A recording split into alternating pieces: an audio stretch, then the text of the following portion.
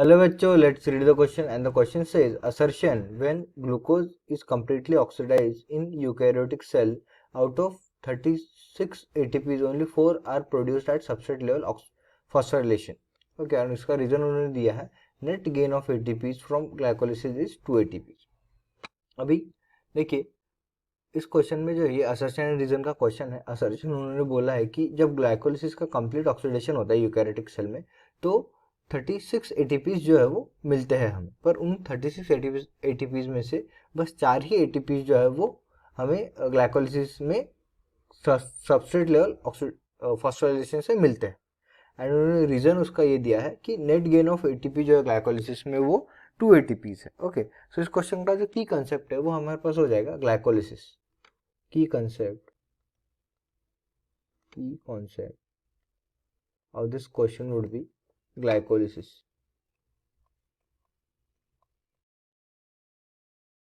Okay, तो glycolysis जो है ये हमारे पास फर्स्ट स्टेप होती है रेस्पिरेशन की, एंड इसमें जो है वो ग्लूकोज का कन्वर्जन पायरुवेट में किया जाता है। मीन्स ग्लूकोज को जो है वो ब्रेक डाउन करके एनर्जी मिलाई जाती है एंड उसका कन्वर्जन जो है वो पायरुवेट में होता है first step. Okay, conversion of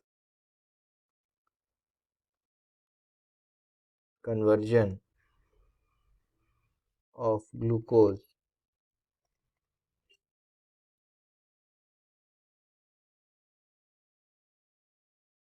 to pyruvate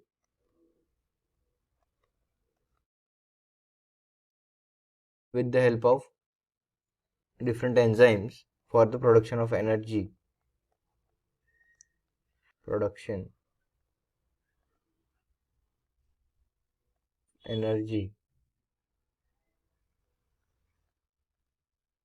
for the production of energy। और इसकी साइट मीन्स ये जो है ये होता है साइटोप्लाज्म में, takes place in cytoplasm, takes place in cytoplasm। सो अब हम यहाँ पे साइकिल देख लेते हैं। ग्लाइकोलिसिस में क्या होता है, ग्लूकोज होता है, ग्लूकोज को जो है कन्वर्ट किया जाता है ग्लूकोज 6 फॉस्फेट में हेक्सोकाइनेज की हेल्प से, एंड इस स्टेप में जो है एक एटीपी जो है कंज्यूम की जाती है as a source of energy. ये कन्वर्ट होता है ग्लूकोज 6 फॉस्फेट में, ग्लूकोज 6 फॉस्फेट। ओके, फिर ग्लूकोज 6 फॉस्फेट का आइसोमेराइजेशन होता है एंड ये कन्वर्ट होता है फ्रुक्टोज 6 फॉस्फेट में। ओके, ये कन्वर्ट होता है फ्रुक्टोज 6 फॉस्फेट।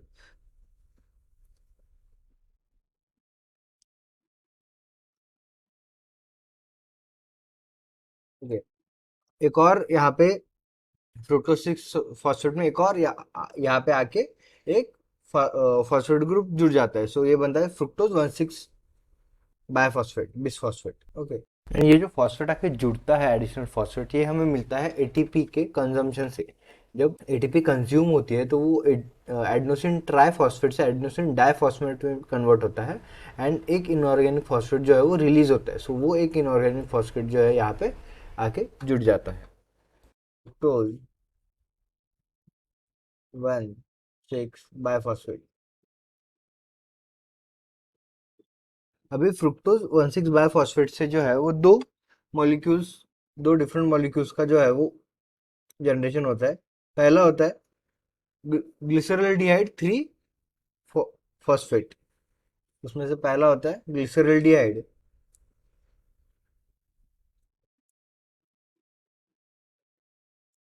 Glyceraldehyde 3 phosphate.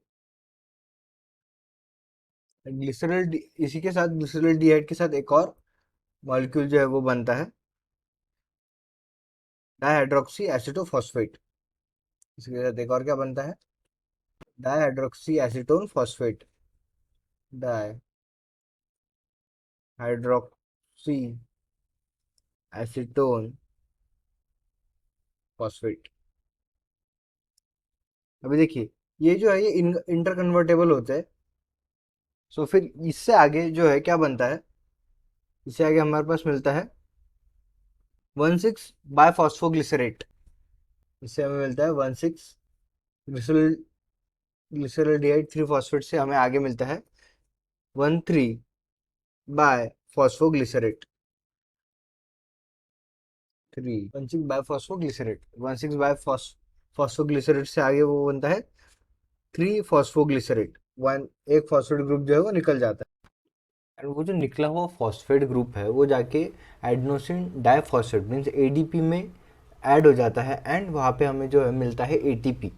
दो एटीपी मॉलिक्यूल जो है हमें इस स्टेप से मिलते हैं, एडेनोसिन डाइफॉस्फेट से एडेनोसिन ट्राइफॉस्फेट का कन्वर्जन की वजह से। यहाँ से मिलता है 3 फॉस्फोग्लिसरेट, फिर 3 फॉस्फोग्लिसरेट से हमें मिलता है 2 फॉस्फोग्लिसरेट।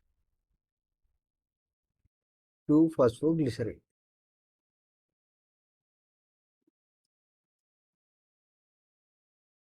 फिर इस 2 फॉस्फोग्लिसरेट से हमें मिलता है फॉस्फोइनॉल पायरुवेट। अब देखिए ये जो है ये एक इंपॉर्टेंट स्टेप है, फॉस्फो फो इनॉल पायरुवेट, क्योंकि इस स्टेप में जो है वो वाटर मॉलिक्यूल जो है हमारे 2 वाटर मॉलिक्यूल निकलते हैं। जब 2 फॉस्फोग्लिसरेट का कन्वर्जन फॉस्फोइनॉल पायरुवेट में होता है तो हमारे पास जो है वो 2 वाटर मॉलिक्यूल निकलते हैं। सो ये स्टेप हो गया हमारा आंसर। फॉस्फोइनोल पायरुवेट से हमें मिलता है फिर फाइनली पायरुवेट।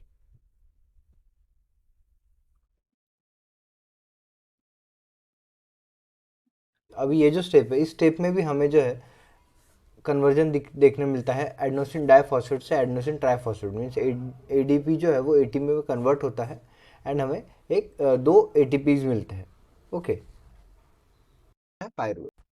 अभी अगर हम देखें तो पूरे ग्लाइकोलिसिस में जो है वो 2 एटीपीज कंज्यूम होते हैं एंड 4 एटीपीज जो है वो प्रोड्यूस होते हैं, एंड नेट गेन जो है वो हमारे पास होता है 2 एटीपीज का, क्योंकि 4 एटीपी जो ग्लाइकोलिसिस प्रोड्यूस कर रहा है उसमें से 2 यूज़ भी कर रहा है। सो नेट गेन हमारे पास 2 एटीपीज का हो जाएगा। अभी यहाँ पे जो ग्लिसरोल्डिहाइड 3 फॉस्फेट है उसके बाद के रिएक्शन में पायरुवेट तक हमारे पास 2 एटीपीज मीन्स 2 एटीपीज क्यों मिल रहे हैं, 2 बार हमें 2 एटीपीज मिल रहे हैं। तो ये इसकी वजह ये है कि पहले बार जो है वो ग्लिसरोल्डिहाइड 3 फॉस्फेट का कन्वर्जन होता है पायरुवेट में, एंड फिर दूसरी बार जो है डाइहाइड्रो एसीटोन फॉस्फेट जो है वो ग्लिसरोल्डिहाइड 3 फॉस्फेट में कन्वर्ट होता है, एंड फिर से जो है वो पायरुवेट का प्रोडक्शन होता है, पायरुवेट बनता है। तो इसलिए जो है इस स्टेप में हमें 2 बार 2 एटीपीज मिलते हैं मीन्स 4 एटीपीज प्रोड्यूस होते हैं। अभी साइकिल में जो है यहाँ पे 2 बार सबस्ट्रेट लेवल जो फॉस्फोरिलेशन हुआ है, पहला तो हुआ है जब कन्वर्जन होता है 1,6-बायफॉस्फेट से 3 फॉस्फोग्लिसरेट में। ओके, 1,6-बायफॉस्फेट से 3 फॉस्फोग्लिसरेट में यहाँ पे जो है ये फर्स्ट सबस्ट्रेट लेवल फॉस्फोरिलेशन है, एंड सेकेंड जो है ये होता है जब फॉस्फोइनॉल पायरुवेट का कन्वर्जन होता है पायरुवेट में, जहाँ से फॉस्फेट निकलता है एंड वो एटीपी बनाता है। सो 2 बार जो है ये सबस्ट्रेट लेवल फॉस्फोरिलेशन होता है, दोनों बार जो है हमें 2 एटीपीज मिलते हैं मीन्स 4 एटीपीज मिलती है। सो देखिए यहाँ पे सबस्ट्रेट लेवल फॉस्फोरिलेशन में ग्लाइकोलिसिस ग्लाइकोलिसिस में होता है सबस्ट्रेट लेवल फॉस्फोरिलेशन 2 बार, सबस्ट्रेट लेवल फॉस्फोरिलेशन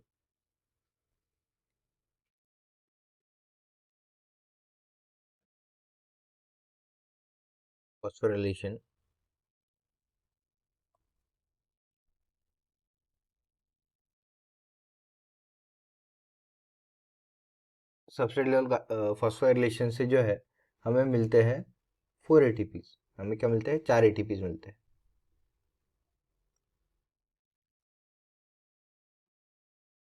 सो अगर हम यहाँ पे असर्शन की बात करें तो assertion when glycolysis completely oxidized in eukaryote cell, out of 36 ATPs only 4 are produced at substrate level phosphorylation। ये सही है। ओके, ग्लाइकोलिसिस में सो असर्शन हमारे पास सही है। Reason net gain of ATPs from glycolysis is 2 ATP. ये भी हमने डिस्कस कर लिया है, एटीपी में जो है ग्लाइकोलिसिस में जो है नेट गेन जो है वो 2 एटीपीज का होता है, पर रीजन भी सही है, पर जो रीजन है वो बराबर से असर्शन को एक्सप्लेन नहीं कर पा रहा है। So the final answer of this question would be both A and R means assertion and reason are true, but reason is not the correct explanation of assertion. I hope you understood it well. Best of luck. Thank you.